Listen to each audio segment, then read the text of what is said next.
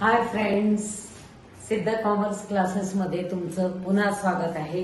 मी रचना सारंग शहा. आपल्या revision लेक्चर्सच्या next व्हिडिओमध्ये म्हणजे सिरीजमध्ये फायनल अकाउंट्सच्या रिव्हिजनची जी सिरीज मी चालू केली त्याच्या सेकंड लेक्चरमध्ये तुमचं स्वागत आहे. आज आपण सगळे ऍडजस्टमेंट्स कव्हर करणार आहोत. तुम्हाला जनरली ऍडजस्टमेंट्समध्ये कन्फ्युजन खूप होतं, तर सगळे ऍडजस्टमेंट ऍट अ स्ट्रेच एका रूफ खाली म्हणतो आपण तसं एका पेजवर जर मिळाले तर ते तुम्हाला खूप सोपं होणार आहे. ह्या दृष्टिकोनातून मी हे सगळे ऍडजस्टमेंट्स तुम्हाला समोर कुठं कसं पोस्ट करायचं सगळ्या सहित दिलेलं आहे. टू स्टार्ट विथ आपण तुमच्या प्रत्येक साममध्ये पहिली ऍडजस्टमेंट असते ती क्लोजिंग स्टॉकची असते. तर क्लोजिंग स्टॉक चे जर तुम्हाला दोन व्हॅल्यू दिलेले असतील, मार्केट प्राइस 70,000, कॉस्ट प्राइस 60,000, तर तुम्हाला कायम which ever is small which ever is lower अशी 60,000 ची व्हॅल्यू कन्सिडर करायची आणि त्याचे दोन इफेक्ट्स असणार आहेत, ट्रेडिंगच्या क्रेडिट साईडला आणि ऍसेट साईडला. ओके. नेक्स्ट ऍडजस्टमेंट्स असतात तुमचे डेप्रिसिएशन ऑन फिक्स्ड असेट्स. जेव्हा डेप्रिसिएशन आपण एक उदाहरण म्हणून इथं प्लांट अँड मशिनरी घेतलेले, depreciation on plant and machinery मग तो कुठलाही फिक्स्ड ऍसेट असू शकतो, लँड अँड बिल्डिंग असेल, फर्निचर असेल, मोटर कार असेल, लूज टूल्स असेल, काही असेल. तर डेप्रिसिएशन ऑन युअर ऍसेट त्यावेळेला जे काय पर्सेंटेज दिलं असेल ते पर्सेंटेज तुम्ही कॅल्क्युलेट करायचं तुमच्या त्या ऍसेटच्या व्हॅल्यूवर आणि मग ते ऍसेट मधनं मायनस करायचं. त्यामुळे ऍसेट साईडला एक इफेक्ट येईल आणि P&L डेबिटला to depreciation on say plant and machinery असं लिहून P&L डेबिटला सेकंड इफेक्ट जाईल. मग असतात तुमचे आउटस्टँडिंग एक्सपेन्सेस. इथं आपण उदाहरण म्हणून घेतलेले salary. If outstanding expenses say salary ₹50,000 is outstanding, 15,000 outstanding आहे. म्हणजे कुठलाही एक्सपेन्स असेल, तो सॅलरी असेल, रेंट असेल, कुठलाही असेल, ते आउटस्टँडिंग असेल तर त्याचा P&L डेबिटला फर्स्ट इफेक्ट जाईल ऍड इन सॅलरी. जी कुठली पण आउटस्टँडिंग एक्सपेन्स असेल त्याच्यामध्ये ऍड करायचा, सेकंड इफेक्ट जातो लायबिलिटीला. तसंच नेक्स्ट येतो एखादा प्रीपेड एक्सपेन्स. मग इथं मी उदाहरण म्हणून रेंट घेतलेले. Prepaid rent 2,000. जर तो प्रीपेड असेल म्हणजे फ्युचर पिरियडचा आत्ताच पेमेंट केलेला असेल तर मग आपण P&L डेबिट मधनं रेंट मधनं मायनस करणार ही अमाऊंट. आता इथं आपण रेंटचं उदाहरण घेतलंय म्हणून रेंट. एनी अदर एक्सपेन्स मग त्या एक्सपेन्स मधनं मायनस करायचं आणि ऍसेट साईडला सेकंड इफेक्ट जाईल prepaid rent. Pre received rent 1,500. आता इथं मी परत रेंटचंच उदाहरण घेतलंय कारण रेंट हा अशी गोष्ट आहे की आपण भरू पण शकतो, आपल्याला मिळू पण शकतो. So instead of rent any other income which is pre received. तर इन शॉर्ट काय प्री रिसीव्ड इन्कम. तर मग ते काय करायला लागेल, लेस फ्रॉम रेंट किंवा जे कुठलं पण तुमचं प्री रिसीव्ड इन्कम आहे त्यातनं आणि P&L क्रेडिटला जाईल. ते सेकंड इफेक्ट जाईल तुमचा लायबिलिटी साईडला because any pre received income is our liability. आणखीन एक ऍडजस्टमेंट आहे गुड्स विथड्रॉन बाय पार्टनर ₹1,000. जर ड्रॉइंग्स वस्तू स्वरूपात पार्टनरनी विथड्रॉ केलेले असतील तर त्याचा फर्स्ट इफेक्ट जाईल पार्टनर्स कॅपिटल अकाउंटच्या डेबिट साईडला to drawings. Actually partners capital account open केलेलं कधीही चांगलं बेस्ट, पण जर तुम्ही लायबिलिटी साईडलाच वर्किंग करत असाल तर कॅपिटल मधनं ते मायनस होईल आणि ट्रेडिंगच्या क्रेडिट साईडला त्याचा सेकंड इफेक्ट जाईल. तिथं तुम्ही लिहिताल by goods withdrawn by partner आणि त्या पार्टनरचं नाव लिहा ज्या कुठल्या पार्टनरने विथड्रॉ केले आणि ती अमाऊंट तिथे येईल. आणखीन एक तुम्हाला येऊ शकतं interest on capital. Interest on capital मग ज्या कुठल्या त्याचा इफेक्ट असेल पार्टनर्स कॅपिटलची क्रेडिट साईड. अगेन जर पार्टनर्स कॅपिटल अकाउंट तुम्ही ओपन करत नसताल आणि लायबिलिटी साईडला इफेक्ट दाखवत असताल तर ते कॅपिटलमध्ये ऍड होईल. सेकंड इफेक्ट जाईल P&Lच्या डेबिट साईडला. इंटरेस्ट ऑन कॅपिटल हा कॅपिटलमध्ये ऍड का होतो तर बिझनेसच्या दृष्टीने तो एक्सपेन्स आहे. बिझनेस पार्टनरला त्याच्यावरचं व्याज भरत असते तर त्यामुळं हे पार्टनर्स कॅपिटलमध्ये ऍड ऑन होणार आणि एक्सपेन्स असल्यामुळं P&Lच्या डेबिटला जाईल. Next come salary or commission for partners. काही कंपनीज मध्ये असं प्रोव्हिजन असते की सॅलरी किंवा कमिशन हे दिलं जातं पार्टनर्सला. तशी काय ऍडजस्टमेंट असेल तर पार्टनर्स कॅपिटलच्या क्रेडिट साईडला येईल आणि सेकंड इफेक्ट येईल P&L अकाउंटच्या डेबिट साईडला. बिकॉज अगेन हे दोन्ही गोष्टी बिझनेसच्या दृष्टीने खर्च एक्सपेन्स आहे म्हणून P&L डेबिटला आणि या पार्टनर्सचा इन्कम आहे म्हणून पार्टनर्स कॅपिटलमध्ये ऍड होईल. Interest on drawings. Interest on drawings जो असतो तो बिझनेसचा इन्कम असतो त्यामुळे P&L क्रेडिटला एक इफेक्ट येईल आणि कॅपिटल अकाउंटच्या डेबिटला. जसं मी सांगितलं जर तुम्ही कॅपिटल अकाउंट ओपन करत नसताल तर हे अगेन इंटरेस्ट ऑन ड्रॉइंग्स पण कॅपिटल मधनं लेस होईल. Then comes unrecorded sales. असेच हे सगळे व्हिडिओज ऍडजस्टमेंट बघण्याकरता एंड पर्यंत हा व्हिडिओ तुम्ही पहा. याचा तुम्हाला जरूर फायदा होईल. नंतर तुम्हाला मी व्हिडिओच्या एंडला की यातले कुठले इम्पॉर्टंट आहेत आणि कुठले येण्याची शक्यता जास्त एक्झामला हे टिप्स पण सांगणार आहे. त्याआधी तुम्हाला जर माझं एक्सप्लेनेशन आवडत असेल समजत असेल तर तुम्ही माझा चॅनल लाईक करा, सबस्क्राईब करा आणि तुमच्या मित्रमैत्रिणींना पण सजेस्ट करून त्यांना सबस्क्राईब करायला लावा. ओके. अनरेकॉर्डेड सेल्स. अनरेकॉर्डेड सेल्स म्हणजे असे सेल्स की जी सेल्स तर झालीये, विक्री तर झालीये पण ती रेकॉर्ड करायची नाहीये. सो त्याचा इफेक्ट काय येईल? Increase in sales. ट्रेडिंगच्या क्रेडिटला सेल्स मध्ये ऍड करा आणि हे आपले डेटर्स वाढवतात कारण आपल्याला त्याची पेमेंट मिळालेलं नाहीये. सो ऍसेट साईडला डेटर्स मध्ये ऍड होऊन जाईल. Next comes unrecorded purchase. Unrecorded purchase हे अनरेकॉर्डेड सेल्स सारखंच. आपण परचेस तर केलाय माल तर घेतलेला आहे आपण. रॉ मटेरियल म्हणा किंवा आपण जर ट्रेडिंग मध्ये असेल तर जी गोष्ट विकणार आहे ते आपण विकत तर घेतलेलं आहे पण त्याचं पेमेंट झालेलं नाहीये आणि आपण परचेसचं रेकॉर्डिंग केलेलं नाहीये. सो ट्रेडिंग डेबिटला ऍड इन परचेस आणि लायबिलिटी साईडला क्रेडिटर्स मध्ये ऍड करायचं. Next comes your interest on investment. जर एखादी इन्व्हेस्टमेंट आहे त्याच्यावरचे इंटरेस्ट अजून तुम्हाला मिळणं बाकी आहे, अक्रूड इंटरेस्ट, तर ऍसेट साईडला ऍड इन इन्व्हेस्टमेंट आणि P&Lच्या क्रेडिट साईडला तुम्ही ते interest on investment, accrued interest on investment हे लिहू शकता किंवा आउटस्टँडिंग इंटरेस्ट ऑन इन्व्हेस्टमेंट असंही लिहू शकता. नेक्स्ट असं जर एक ऍडजस्टमेंट तुम्हाला आली की wedges paid for installation of machinery wrongly added in wages. म्हणजे थोडक्यात तो कॅपिटल एक्सपेंडिचर आहे आणि रेव्हेन्यू एक्सपेंडिचर मध्ये ऍड झालाय. असं कुठलाही कॅपिटल एक्सपेंडिचर तुमचं रेव्हेन्यू मध्ये किंवा रेव्हेन्यूचं कॅपिटल मध्ये ऍड झाला असेल तर ह्या पद्धतीनेच करायला लागेल तुम्हाला की कॅपिटलचा जर रेव्हेन्यू मध्ये ऍड झालाय तर रेव्हेन्यू मधनं मायनस करा, कॅपिटल मध्ये ऍड करा असं.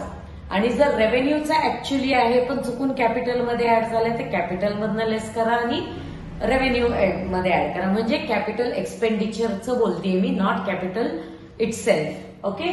तर इथं आपण उदाहरण घेतलंय wedges paid for installation.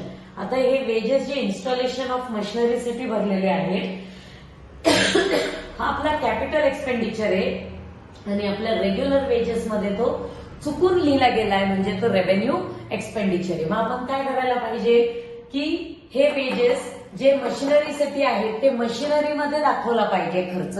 So add in machinery asset side आणि less from wages trading debit. आता एका मशिनरीच्या ऐवजी समजा दुसरा कुठला असता कॅपिटल एक्सपेंडिचर तर त्यात तो ऍड झाला असता. हा एक आहे loss by fire and insurance claim sanction. म्हणजे आपला काही गुड्स लॉस झालाय म्हणजे काय झालंय, गुड्स जळाले, आपला माल जळाला आणि त्याच्यामुळे नुकसान झालंय आणि इन्शुरन्स कंपनी त्यातला काही भाग सँक्शन केलाय. तर हा ऍडजस्टमेंट बऱ्याच मुलांना ही ऍडजस्टमेंट थोडीशी अवघड जाते.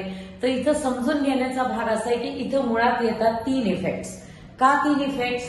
तर फर्स्ट ऑफ ऑल तर माझा माल अख्खा जळालेला आहे. सो माल स्वरूपात तर माझा स्टॉक कमी झाला, म्हणून तुम्ही ट्रेडिंग क्रेडिटला by goods lost by fire जितक्या व्हॅल्यूचा माल जळालाय तेवढा अख्खी व्हॅल्यू तुम्ही तिथं लिहिणार. मग इन्शुरन्स कंपनी त्यातला काही पोर्शन आपल्याला सँक्शन केलाय, विमा कंपनीनी त्यातला काही पोर्शन सँक्शन केलाय. त्यांनी अख्खं दिलेलं नाहीये आपल्याला, लक्षात घ्या, काही भाग दिलेला आहे. सो जो पार्ट सँक्शन झालाय तो ऍसेट साइडला तुम्ही लिहिणार insurance claim to be received, आणि मग ह्यातनं हा मायनस करून जो काही आपल्याला न मिळालेला क्लेम आहे, जो की माझा ऍक्च्युअल लॉस आहे, तो P&L डेबिटला येईल to loss by fire. Next is advertisement. समजा ऍडव्हर्टिजमेंट फॉर 3 years असं दिलेलं आहे, तर मग तुम्ही काय करणार, मग 3 वर्षाचा ऍडव्हर्टिजमेंटचा आपला करार झालाय आणि त्याचं पेमेंट मी केलेलं आहे 3 वर्षाचं at a time.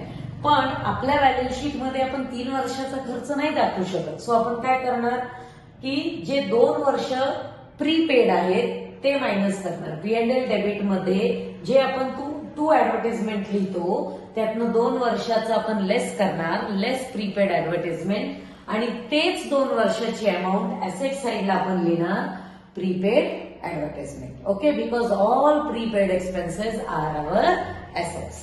Next, bills payable dishonoured.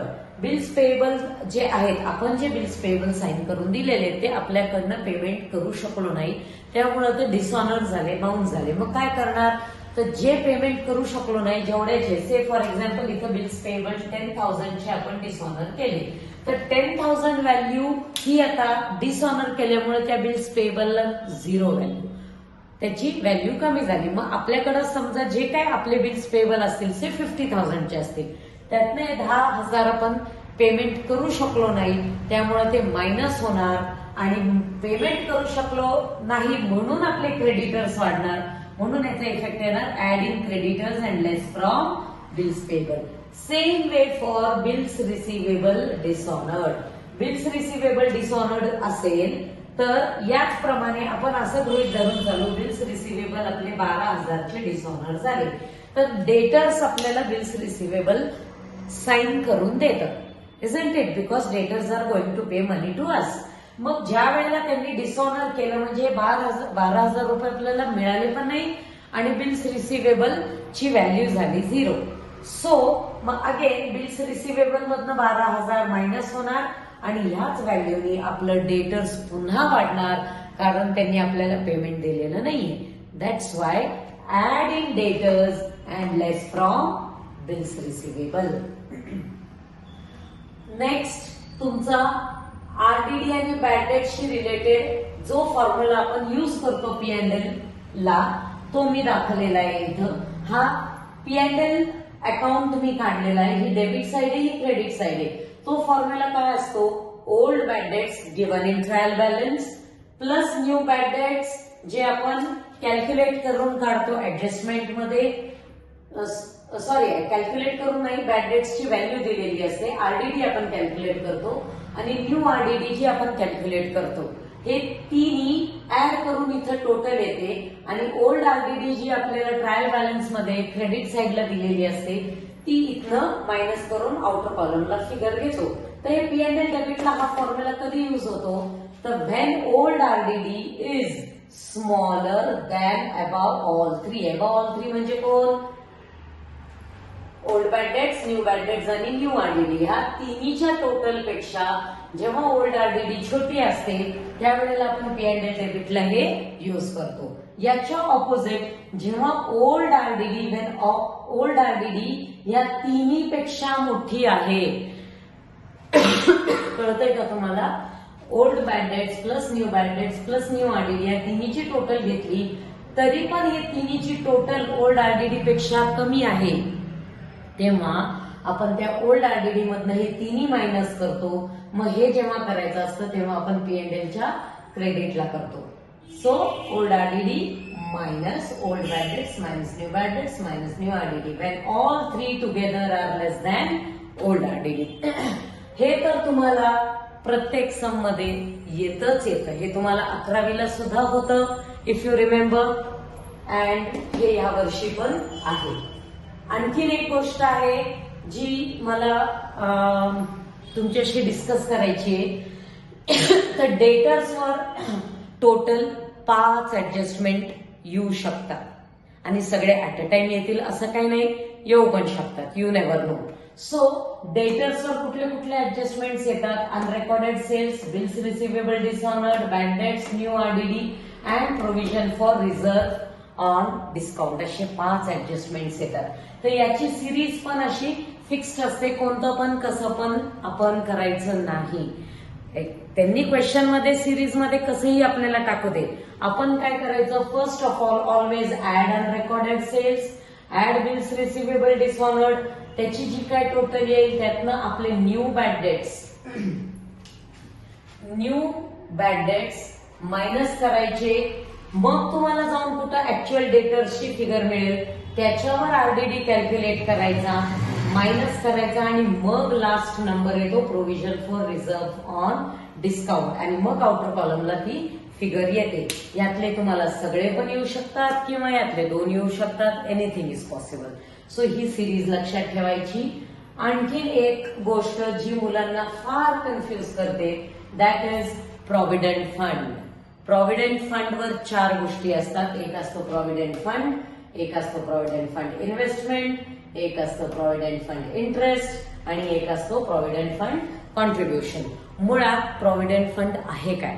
Provident fund तुम्ही बऱ्याचदा ऐकलं असेल की ज्या वेळेला सिनियर मंडळी रिटायर होते कुठल्या तरी जॉब मधनं, एस्पेशली गव्हर्नमेंट, प्रायव्हेट जॉब्स मधनं सुद्धा मिळतं, पण एक जस्ट अन एक्झाम्पल म्हणून मी हा उदाहरण घेतलं की एखाद्या गव्हर्नमेंट जॉब मधनं ज्या वेळेला व्यक्ती रिटायर होतो त्यावेळेला एक रकमी त्याला खूप मोठी रक्कम मिळते आणि त्याला आपण म्हणतो फंडातले पैसे मिळाले. ऐकलं असेल तुम्ही, दॅट इज प्रॉव्हिडंट फंड. तर आता हे प्रायव्हेट कंपनीज मधनं पण मिळते. ही रक्कम कधी मिळते? Either you retire or you leave the job, you shift the job, त्यावेळेला. तर प्रॉव्हिडंट फंड हे जमा कसं होतं, तर प्रत्येक एम्प्लॉईच्या सॅलरी मधला काही पोर्शन आणि एम्प्लॉयर पण त्यांच्याकडनं काही कॉन्ट्रीब्युट करतो, अशी दोन्ही अमाऊंट मिळून मग प्रॉव्हिडंट फंडची अमाऊंट तयार होते. आणि ही मिळते कधी? रिटायर झाल्यावर. तर तोपर्यंत ही कुणाकडे असते? कंपनीकडे असते. सो प्रॉव्हिडंट फंड कुठल्याही एम्प्लॉईचा बिझनेससाठी लायबिलिटी आहे म्हणून तो लायबिलिटीला जातो.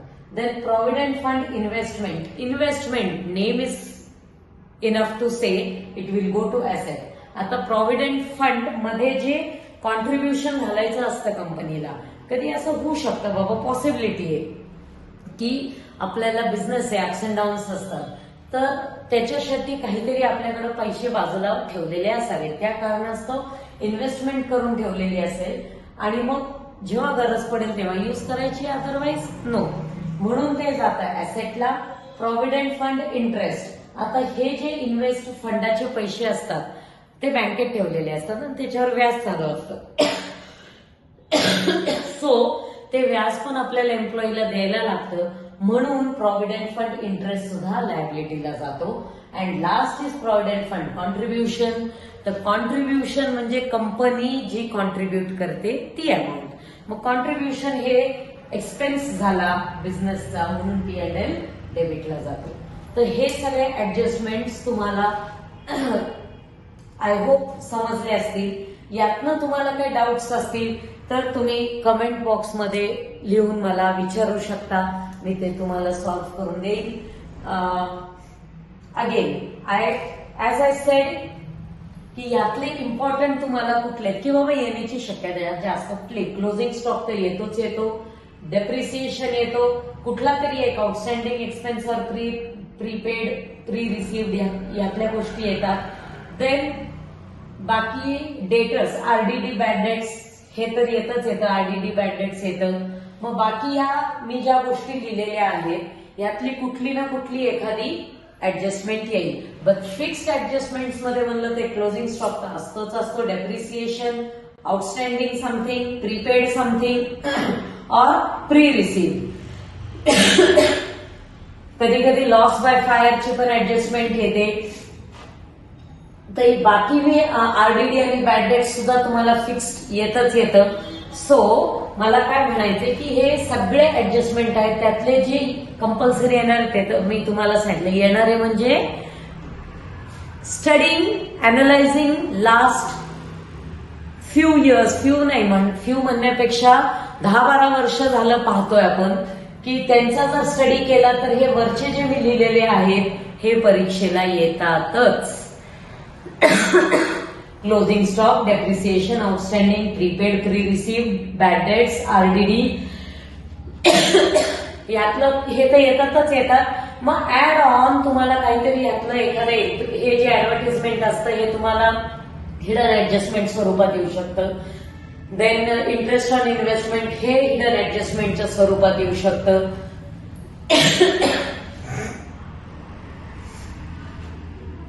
तर अशा या सगळ्या गोष्टी आहेत. तर मी टिप जे तुम्हाला बोलले होते की सांगणारे ते हीच आहे की हे जे इम्पॉर्टंट गोष्टी आहेत ह्या तर तुम्ही कराच करा. प्लस लॉस ऑन फायरची एक गोष्ट चांगल्या रीतीने बघून घ्या. आणि हा एक जो फॉर्म्युला सांगितलाय मी डेटर्सवरच्या ऍडजस्टमेंटचा तो पण चांगल्या पद्धतीने करा. I hope you understood it. आणखीन काय तुम्हाला हवं असेल, तुम्हाला वाटत असेल की ह्याच्यावर व्हिडिओ माझ्याकडनं हवाय तर तुम्ही मला कमेंट बॉक्समध्ये जरूर सांगा. आपल्या फ्रेंड्सला पण सांगा. लाईक करा, सबस्क्राईब करा and wait for my next video. Bye.